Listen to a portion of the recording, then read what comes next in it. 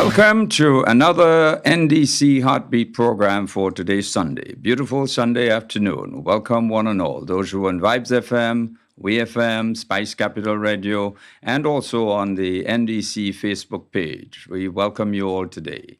We're going to do just a short snippet review of last week's program, and we get right back to you. Another interesting program coming up. Previously on the Heartbeat. Dance Grenada 2022, finding our power in joy and resistance. I really want to drive this home in terms of what it means for us to come together and find joy and power in our embodied practices and things that we do on a normal day-to-day basis. And then how do we create the space and access and exposure for those that want to pursue dance as a career, want to pursue the arts as a career? I think it's very important. And in order to empower our people, it's what's being done. It's through our arts. I also want to mention that a lot of this work is not easy. And so in order for us to make it happen, the financial support, the financial backing has to be there. For people who are interested in being part of the festival, they can contact us on www.1261filmfestival.com. All of our schedules, the programs are listed there. Our social media is the same handle, 1261 Film Festival. Come out, be part of the conversation, be part of the experiences. It is something completely different. And this is just the beginning. We've separated the educational component from the experience this year. So come spring of 2023, we are having the second edition of the Film and Television Summit that we started last year. Right. That's where we're inviting a lot of the different industry professionals to come in and talk about the business of the business. Right. Welcome back to all of you who are on WeFM, Vibes FM, Spice Capital Radio, and indeed the NDC Facebook page. And those of you who are on that platform, the Facebook page, we invite you to please share the live. Please share the live. Today we have coming to us from the big parish, St. Andrew, Minister responsible for Social Development and Gender Affairs, Mrs. Gloria Thomas. Honorable Gloria Thomas. Welcome to Heartbeat once again, Senator Thomas. Thank you. Great. Well, of course, it has been a while since you've been on the program. I know you've been extremely busy handling the affairs of social development and also gender affairs. This is quite a major ministry, and all problems come your way. Social issues, and I know there are many. There are many social issues. But today, we are celebrating, not just today, but it's for the entire month, the month of the elderly. And can you tell us what is happening with our elderly in society and how your ministry is coping with the needs of the elderly? Okay, thank you, Mr. Forrester. Good afternoon to everyone, all listeners, home and abroad.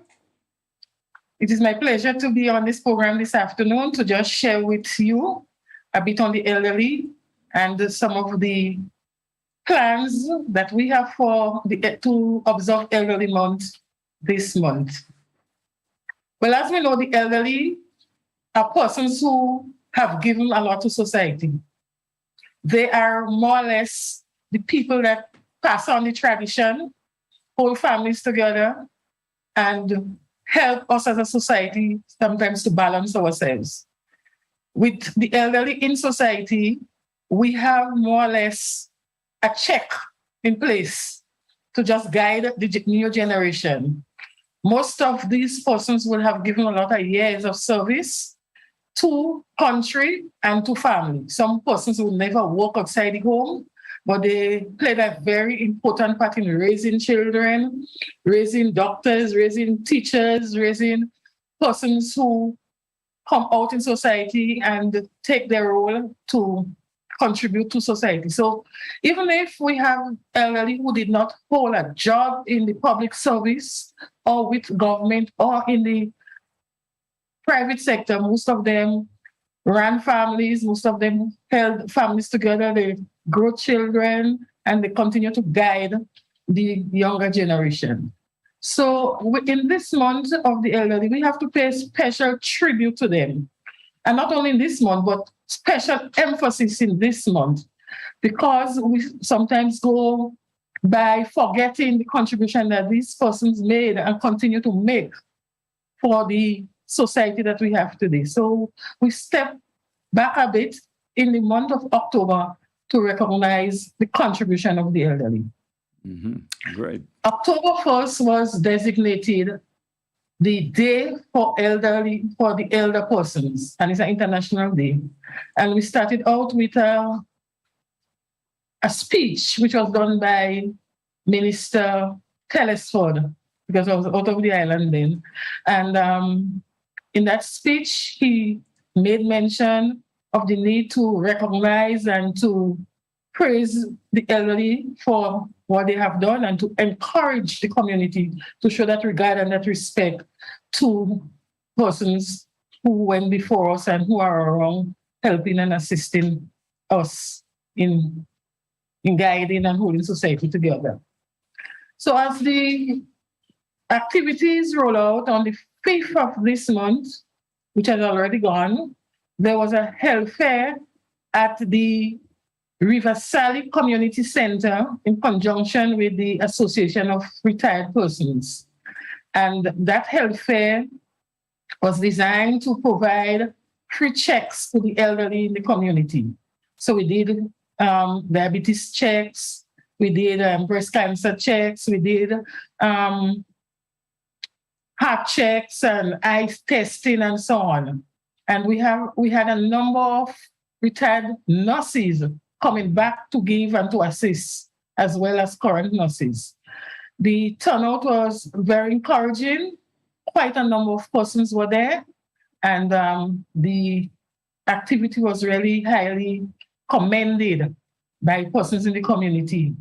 The initiative was welcome. This activity was supposed to start at 10 and end at 1, but it went far beyond 1 because of the number of persons coming, and well, the weather too, so it delayed some people in coming early, and the service was given to these people over there who was so much in need and so much appreciate that.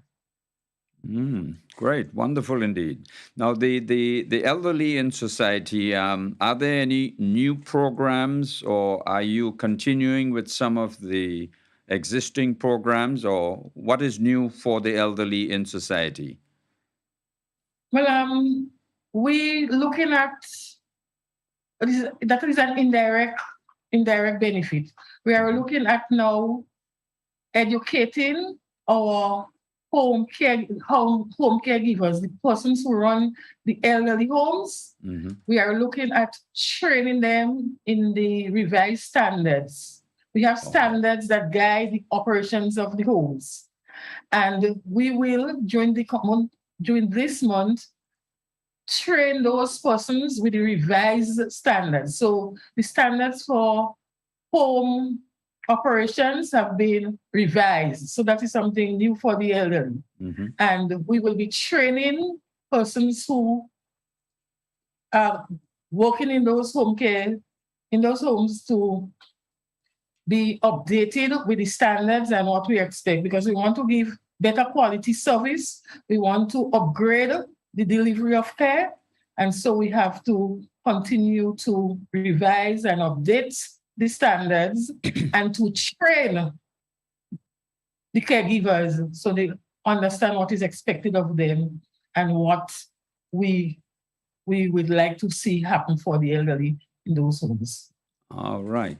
Now, is there, I don't know, so I'm going to ask, and forgive me, is there a census that will take into consideration the number of elderly persons in every parish or village?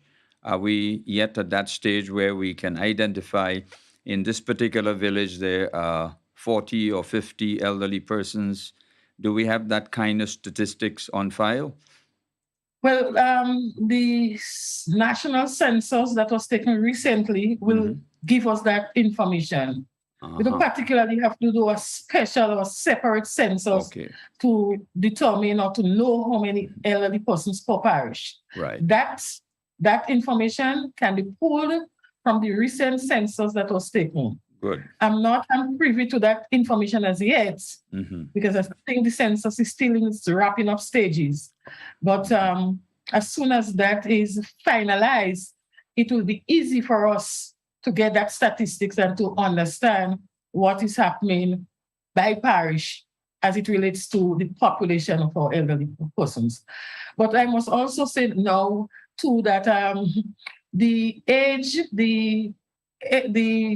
for persons has been extended in terms of their livelihood or their longevity.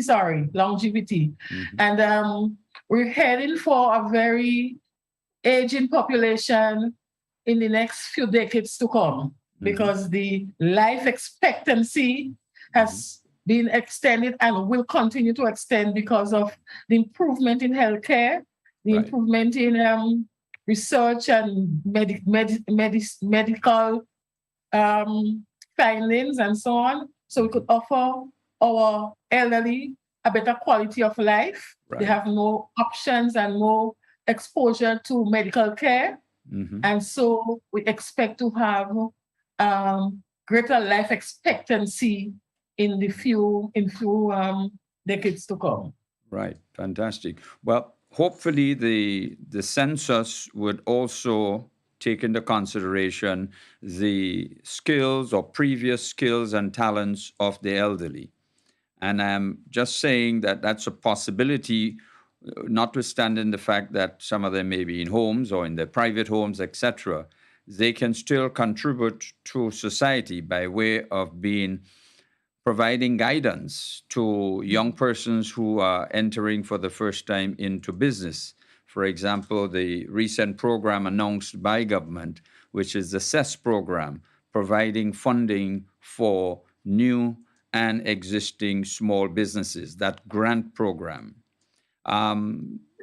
Is the census also, or had it taken into consideration the previous skills and talents of the elderly?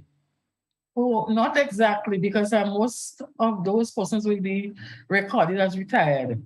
Yeah, but on the local level, persons in the community know and will know of persons who were involved in different aspects of different occupations and different skills and different expertise that people had and could share still at this point in time. Because a lot of them can be mentors. That information we will collect it at the local level, the community level, and we'll be able to harness those expertise to assist. Yeah, because lots of these folks, they're still strong, they're still great mentally and so forth, and also physically. And certainly, well, I'm thinking out of the box that they may be very well happy to be like mentors to young individuals who are engaging in various fields, especially with new businesses. And they'll be happy to assist. I mean, I doubt they would ask for a fee. They just want to continue using their brain so that they can themselves, keep active. And maybe this is an area that we can certainly look at in the future as to how we can re-engage retirees in providing such mentorship to young persons in society. Just a thought. Just a thought. Yeah, a very important one too. Now, the elderly and the disabled. I know on listening to radio program, there's always concerns expressed with respect to facilities for the elderly and disabled in society. Proper walkways, proper ramps to get into business houses and so forth. Is your ministry looking at mandating these things in law or engaging the business community and say, steps may be challenging for the elderly and the disabled. Would you put in a ramp in a suitable place in case they're on a wheelchair, etc., and for businesses to have special sections for the elderly, services that can improve their lives on a day-to-day basis. The Council of the Disabled has been doing a wonderful job in that respect. Miss Hilary Gabriel must be commended for her input, her lobbying over the years, her advocacy for the lives of the disabled to be made more comfortable in terms of accessing the public buildings and public spaces. But enshrined in our building code is the directions for every public building to be fitted with a ramp so that the disabled could have access. And if we are constructing a public building and there is no ramp or anything fitted in, that plan should not be passed by the physical planning unit. Yeah. This is part of the condition that should be observed, enshrined into the building code, and that must be made possible so that the lives of the elderly and the disabled could be more comfortable. Yeah, well, a lot of corrective measures therefore need to be made to several buildings as you move around. Yes, we have to look at those all existing buildings that were built before that code came into effect, and we have to do some remedial. We have to ensure that those things are considered and corrected. And what about transportation? I know some time ago there was, discussion with respect to travel concessions for the elderly. Maybe they have a card or something that they present, or the buses, they know that the elderly get some form of reduced prices for transport. How is that coming along, or is it in the works? It is in the works. It is an issue that has been raised again by this new administration, and we will be following through on this to ensure that the elderly will get the bus pass and be able to move around with a little bit more ease.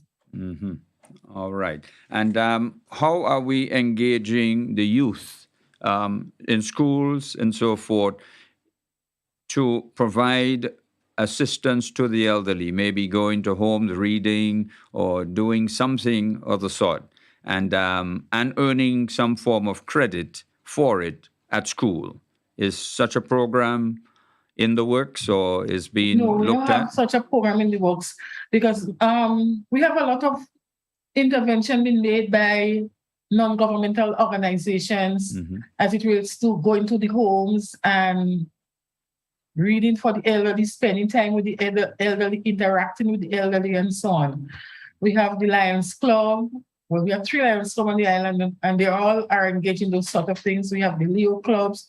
We have young leaders, and we have other clubs that do such a thing. So although it is not a structured activity from the school, a lot of young people, because they're in some service club, they get the opportunity to do just that, interact with the elderly people, go out there and to do for them. So it has never been considered like when you go out there, you'll get credits or so on for that. But probably that is something we could look at. All right, well. Because some of the persons in TAMCC, when they have to do the community activity, some of them visit the home, some visit hospitals and so on.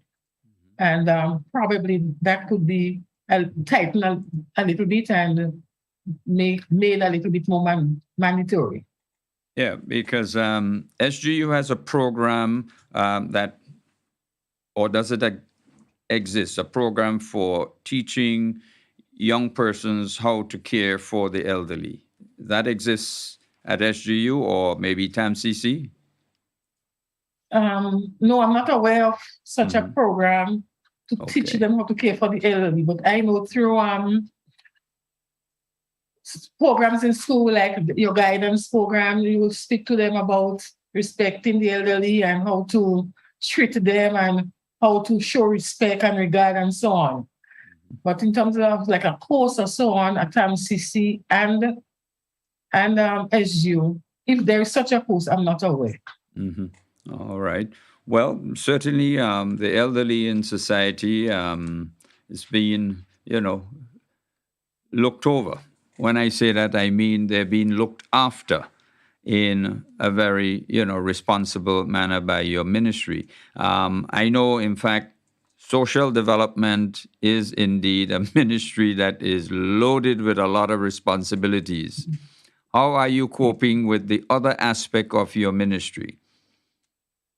Before we move out on that, I just want to mention here that during this month, we will be recognizing an elder person in one per parish. And that recognition will be for the contribution, the significant contribution they will have made to the community over the years. And the activity will be a roving one in that after recognizing the person in St. George's, they will travel to St. David's and then St. Andrew, and they will go around the island. So in every parish, there's one person identified who will receive a plaque in recognition for the contribution which you have made in society over the years. Okay, so getting back to the question that you posed a while ago. Maybe you can just stick a pin. I think probably you may need a 1 minute break so that you can have a little water or something of the sort. So we'll go and just take a short break and we come right back to you so we can delve into the other matters regarding your responsibilities as Minister responsible for social development and gender affairs. Back with you in just a second. The government of Grenada successfully negotiated the settlement of US $5 million in long-standing debt arrears owed to the state of Libya. These debts were contracted in the 1980s by the People's Revolutionary Government. Long-standing unresolved debt arrears to Libya, Algeria, and Trinidad and Tobago have adversely affected Grenada's credit rating, placing the country in the category of selected default. The government of Grenada will continue to make concerted efforts to resolve the remaining debt arrears to Algeria and Trinidad and Tobago, respectively, as regularization of these arrears will greatly assist in unlocking the financial resources needed to support government's transformational agenda. The settlement agreement was signed in Washington, D.C. on Thursday by Libya's Minister of Finance, His Excellency Dr. Khalid Abdullah, and Grenada's Minister for Economic Development, Planning, Tourism, ICT, and Creative Economy, Honorable Lennox Andrews, on behalf of Prime Minister and Minister for Finance, Honorable Deacon Mitchell. Honorable Lennox Andrews is currently in Washington, D.C., attending the 2022 Annual International Monetary Fund meetings. Welcome back to the NDC Heartbeat program. We're chatting today with Senator the Honorable Gloria Thomas, who is Minister responsible for social development and gender affairs. Welcome back to Heartbeat, Minister. Thank you, Mr. Perry. Okay, we wanted to delve now into your other substantive responsibilities as Minister responsible for social development and gender affairs. Can you tell us how this has been going for you? It's been 3.5, almost 4 months now. How have you survived that period? Good enough. Well, I have to say survive because I know that ministry is tough. Yes. Taking into account the different aspects of social development, I think I've been able to get a proper understanding of where things are at the different units. We have the SEED program, which is now under review, and we are trying to sort out some of the problems that were identified within that program. Currently, we are not adding anybody onto SEED, but we have the stimulus package that we will offer persons who are in dire need of assistance immediately. So after the review is done, then we will decide to move forward with the program by adding some more persons the program. But right now, an audit is being conducted on the program, and we are not able to add anybody at the moment. All right. We also have how long would it take? Have you put a time schedule as to how long the process may be for your review of Well, it that should program? wind down in the next 3 weeks to a month. Okay. So by going before December, before Christmas, we should be back on track with the Right. program as Okay. it should be. Right. Okay. Most Sorry. of the work has been done already All right. from our Wonderful. repost. Yeah. Fantastic. So you were moving on to the other area, and I cut you there for a moment. So we have probation. We have the probation unit there, where we support the young offenders, and we provide counseling. We represent them in court. We do the report, the social inquiry report when they get themselves into problem, so as to more or less advocate on their behalf and to get them, back on track through counseling. Even if they have to go to prison, we have to follow through with them, and we do some work in the prison with them as well while they're there, so that when they come back in society, they could be of better use to the society. They could be rehabilitated. They could come back to contribute and do re-offend. So we have that program there also. We have the Death of the Elderly, of course, where we look after the home, the age home. We visit elderly when they celebrate their 100 years. We provide support for them, pampers, walking aids, assistant aids, and whatever they may need to make their life more comfortable. We have also the what part again? We talk about the seed, we talk about the death of the elderly, we talk about probation. Yeah, the gender affairs. We have the psychosocial unit where we offer counseling to people. And when we have bereavements in family, they will go out and do counseling with these families and follow through to make sure that they go through that traumatic period with less impact as possible. Right. So there's a few things that we do in social development there. Yeah, I know. What about your counseling officers? Training and so on.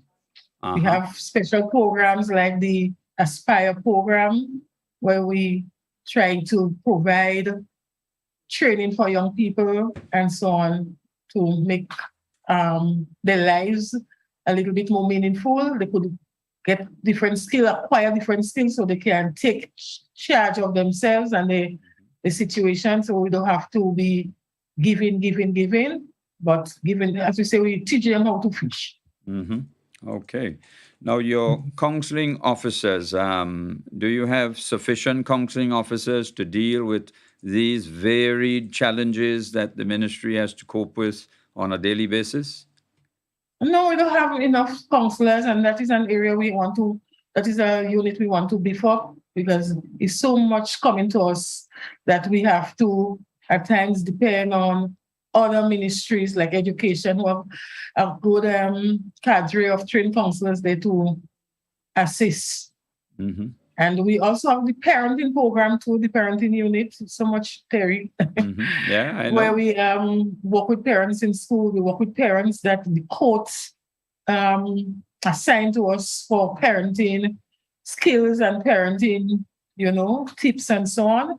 So we work with them and we try to help them so that they'll be able to better raise their children, so we have less problems in society with the young people.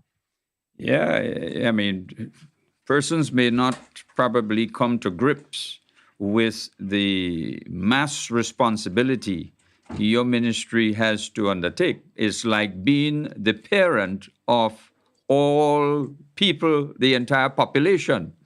And that ministry could be extremely, extremely challenging. And but of course, you're a strong woman, and therefore we're certain that you are able to cope with all the number of challenges that come to you on a daily basis who get thrown out of the house and who have psychological problems. Yeah. It goes on and on. I take up a Wednesday to be my day when I spend in the constituency to meet with people and to talk with them and to find out, what the needs are. And I get people from all over the island coming to see Mr. Hobbs. Yep. All parishes. Yep, I can well imagine. This is why. Because they need the service that my ministry offers. Oh, yeah. And so I must say to them, you speak to your caretaker, your minister, your senator, and let they liaise with me, or the ministry, but they'll come, they pay the bus, and they come all the way to St. Andrew to speak to me. Yeah, definitely. I mean, I'm going to make a little pitch for you. I think you need an additional budget for your ministry to deal with the 1,001 issues. I think so too. It is a ministry that continues to grow in receiving problems of the nation. And it comes from babyhood to adulthood. You are responsible for the entire population, so to speak. And your ministry, in fact, does need strong, competent counselors in every parish. And you have to, because I know you have to deal with the police, you have to deal with the court, you have to deal with the financial system. Just about every aspect of life in Grenada, Ministry of Social Development, Gender Affairs is involved in it. And we do have sub offices out in some of the parishes with a counselor and a house repair person, seed officers, and what have you. Mm-hmm. So we more or less spread all the service to make it convenient for people to access the services, but they like to come at the they want to come to the head. Yes, definitely. But I hope with the new budget, the 2023 budget, that your ministry will be afforded some additional financial capacity to deal with the growing issues and problems in society. And I know it comes in just about every level. And I think COVID has more or less exacerbated some of the problems, because some persons with small businesses that went under. Yep. Some persons lost their job because of COVID. Some entities just went out of existence. Yep. And I think that really put a little strain on the social services offerings in the country, the COVID. Absolutely so indeed. So then your ministry has to deal with the impact of these persons, their psychology, and how it has impacted their lives and so forth. So your ministry has to deal with all of that. They're not feeling good in the mind because of, having lost their jobs or lost their businesses, etc. This can be traumatic. And this is why I'm saying you need a good budget to really train a lot of counselors to listen to all of these problems and challenges in society. Before the psychosocial unit. Yes, and they're doing a very, very great job. This is one of the units I'm very, very proud of. They just held a mental health awareness week, and they did a lot. They put out a lot, and it ended with a little session in front of the complex day Friday, where we brought in Fahrenheit band during the lunch hour, right, to help people to distress, and from education and all other ministries came around to relax and to unwind at the end of the week. Absolutely. And psychosocial units, Miss Clarence and her team, and need to highly commend them for their work. They make the ministry look good. Fantastic. Wonderful indeed. But I'm sure they're saying to you, Minister, we can do with additional manpower resource of to deal with the influx. Yeah. There's no question about it. All right. Well, are there any other matters that you wish to share with the general public with respect to your responsibilities? Keeping with the month of the elderly, I have some personal things that I would want to attend to. When I say personal, it's not organized from the ministry end, but from my own end. Mhm. I have a visit to Kajuna Home. I plan to visit the Kajuna Home and to bring them some supplies. Oh, good. It will be in the coming week, but we have to finalize with the matron there. We're not able to give me a time yet because one, it was convenient for them, not convenient for me. So we're still looking at that, but definitely I'll be in Kajuna Home before the month up to bring some supplies.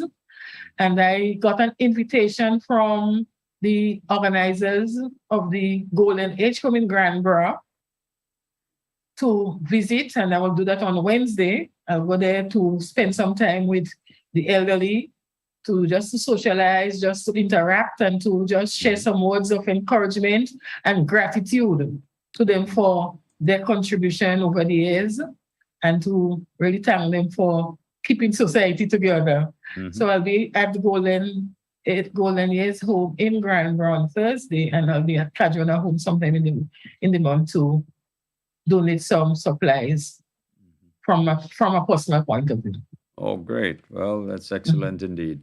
Are you getting much assistance from the business community in, let's say, a particular business contributing to a particular home, taking over that home, and agreeing to No, provide we haven't monthly we haven't gotten any assistance? commitment from any business to say they will take over the home, but we get donations, we get supplies and so on, donation of supplies, Mhm. but we get a lot too from NGOs and private persons, Mhm. because the supplies I speak of going to Kajana Home is an ordinary citizen from Paradise who's in the States that sent a barrel to Mr. Glenwell for me to donate to the home. Mhm. So that is where that donation will be coming from. I see. So I'll be handing over that very soon, one day in the week or next week. All And right. that came from an ordinary private individual to me as a person in the community that they know and they want to support the work that I do. Great, wonderful indeed. Well, maybe some promotions can be made to the business community to adopt a home. Adopt a home should be a major promo coming out of your ministry, and indeed a call to our Grenadian folks in the diaspora to adopt a home. Send a barrel at least once a year or twice, 3 times a year to a particular home, and they have their name, they get a plaque, they're recognized for it, and so forth, so that we can just provide, properly to the elderly in society. So, I think this is a very good suggestion, and we'll follow through on that. yeah, wonderful. Well, I know you were busy again to head off to somewhere else. So, Yes. let me know what else you wish to as your final thoughts on the program today. Okay, I just want to appeal to members of the public to recognize our elders for what they would have contributed. Mhm. Be respectful to them on the street. Lend a helping hand whenever you can. Be of some assistance to them. Always try to give them the go-ahead when it comes to lining up in a queue or getting something in the marketplace. Just offer them that respect and that courtesy to go before you and to just be there for them and to be good to them, because they would have given a lot of years of service to this country, and we have to recognize that, or we should recognize that. Well, thank you so very much indeed, Senator the Honorable Gloria Thomas, Minister responsible for Social Development and Gender Affairs. Thank you for joining Heartbeat today, and good luck to you on that massive responsibility which has been bestowed upon you by the Prime Minister and his cabinet, and wish that your budget gets a little beefing up, because I know you certainly need it badly in that ministry. So good luck, and all the very best to you and your team on the recognition of the month of the elderly, October. Thank you very much Thank you indeed. for having me. Yes, and enjoy the rest of your afternoon. Thank you, and the very same to you. Back with you in a moment.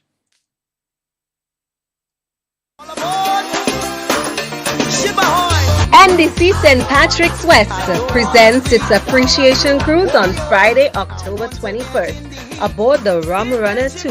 Admission absolutely free.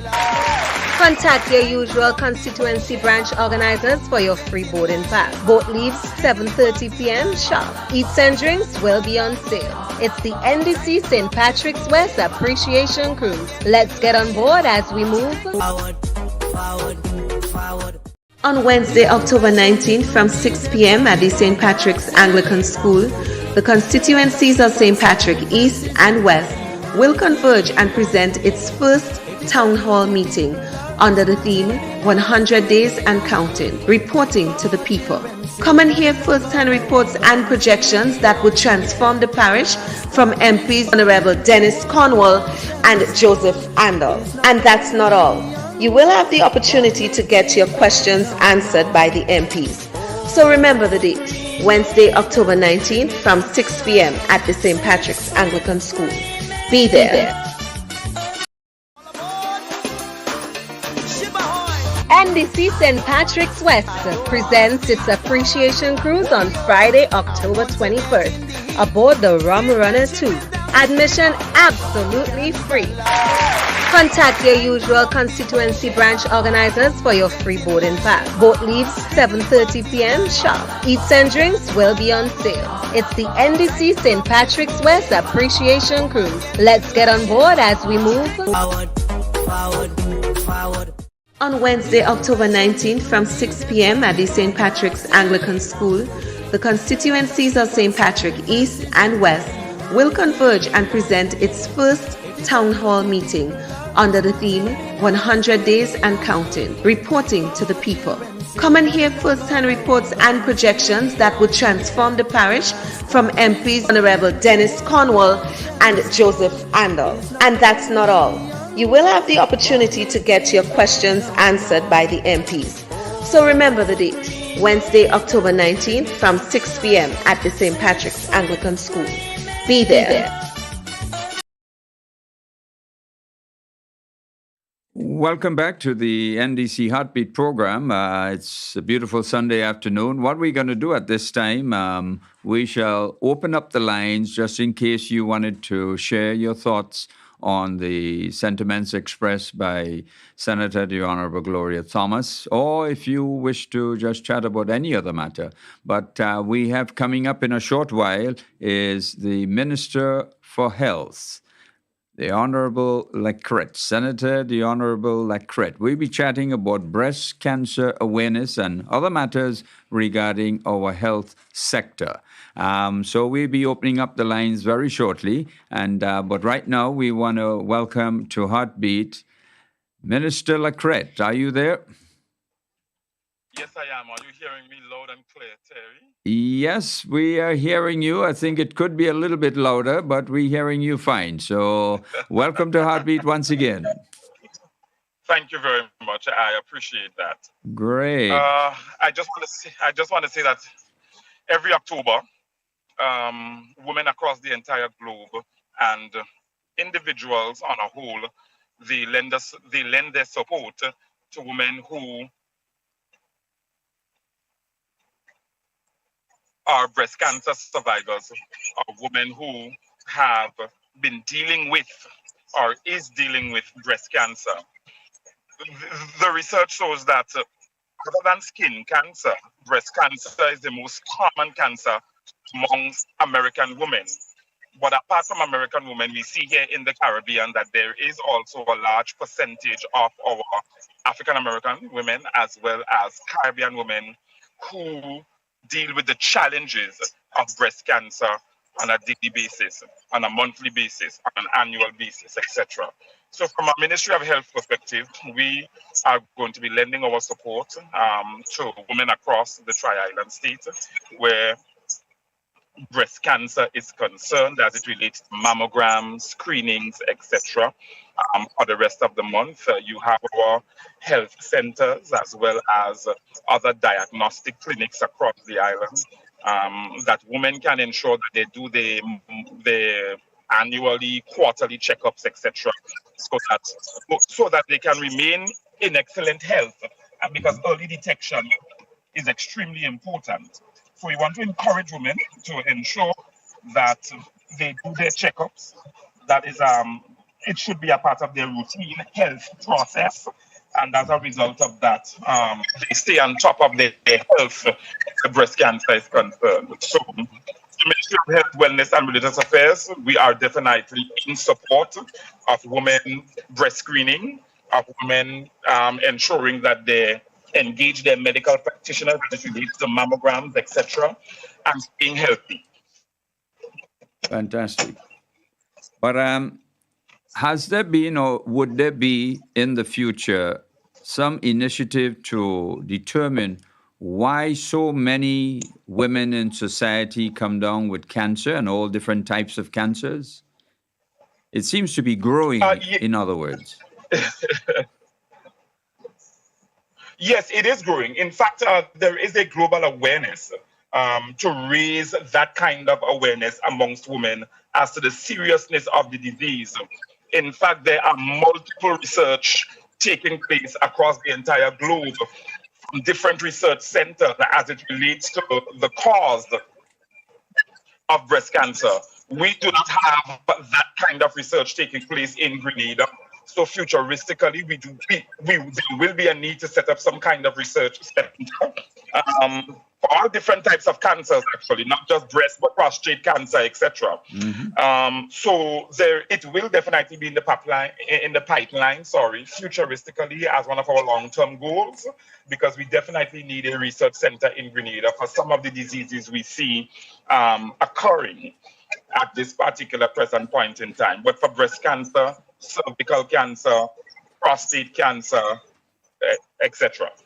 Yes, indeed. And we certainly also need to take a look at the various chemicals, agricultural pesticides that we allow into the country. One or two of them may be banned in other parts of the world. Are we looking at these pesticides and how they're being used by farmers and so forth, and how that can impact the lives of people all over Grenada?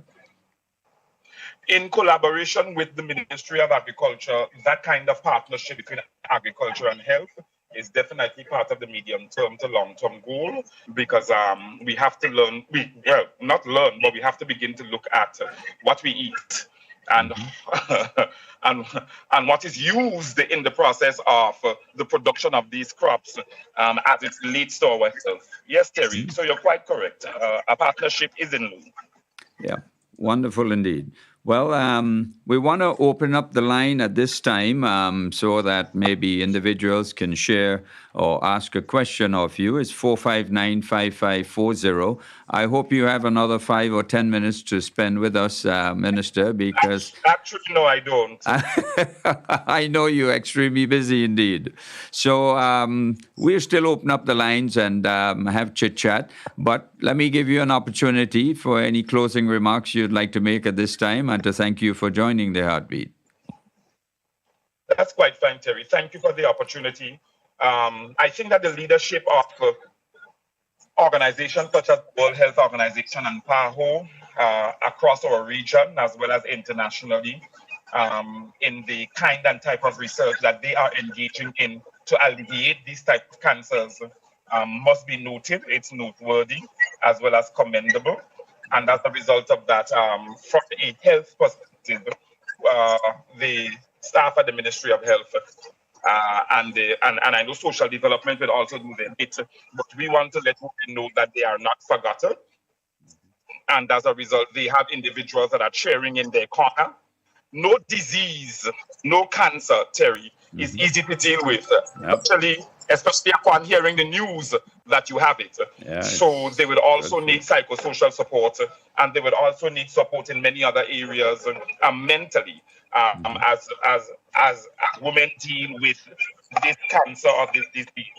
So we want to let our women know, Triangle State, that they have full support in challenging and battling this disease. Great. Well, thank you so very much indeed, Minister Lecret. It was good of you to join the Heartbeat, albeit at very short notice. So we thank you for your time, and we thank you for the contribution which you have made this afternoon. You're welcome, sir. Any closing remarks, or you got to run?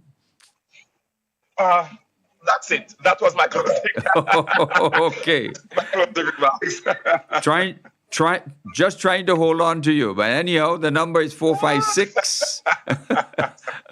456. I said 459 earlier on, but it's 456-5540. Thank you very much, Senator Lacrette, and enjoy the rest of your afternoon. Welcome, sir. Bless you. Thank you. No problem. Thank you indeed. 456-5540. If you wish to call and make a contribution or ask a question, feel free to do so. At this time, we're going to take another short break and get right back to you. So the number, feel free to call at any time, 456-5540. 456-5540. Back with you in a moment. NDC St. Patrick's West presents its appreciation cruise on Friday, October 21st, aboard the Rum Runner 2. Admission absolutely free. Contact your usual constituency branch organizers for your free boarding pass. Boat leaves 7:30 p.m. sharp. Eats and drinks will be on sale. It's the NDC St. Patrick's West Appreciation Cruise. Let's get on board as we move forward. Welcome back to the Heartbeat. I believe we have a caller online. Good afternoon. Hi, good afternoon. I'm just trying to add a little bit to your program. Thanks for hosting such an important program. Thank you. I just want to encourage women in Grenada to be a little more vigilant about their health, especially when it comes to dealing with breast. Grenada right now that are conducting breast examination presentations, and there are a lot of places that's offering presentations. For instance, in the Heartbeat Primary School tomorrow, there will be a presentation, and you get a lot of information there on breast cancer information. So we are asking people to be a little more vigilant. Doing breast examination is quite simple, and maybe at another time we can go over this on air.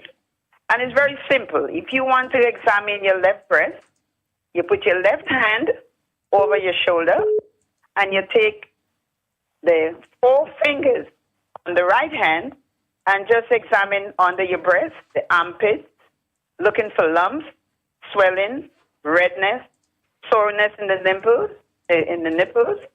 and any hardness, pain, and report it to your physician. And you can do that sitting in a chair, standing in the shower, or any old time. So we just asking you guys to be a little more vigilant about your health.